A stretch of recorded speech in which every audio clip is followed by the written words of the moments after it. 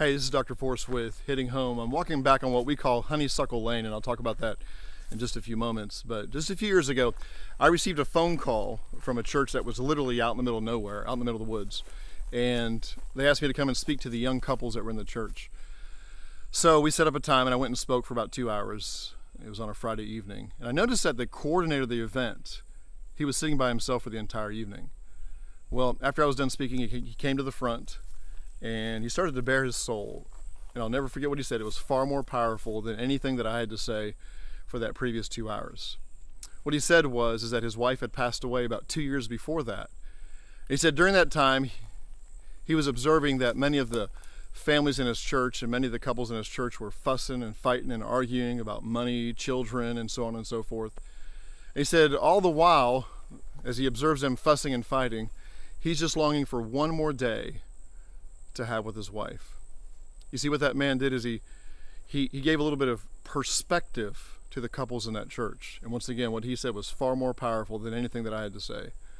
I'm walking back on Honeysuckle Lane because coming up on May 21st, it'll be the 2-year mark of us losing our little Grace Evangeline. As a matter of fact, on May the 8th, which is just 2 days ago, she would have been 14 years of age.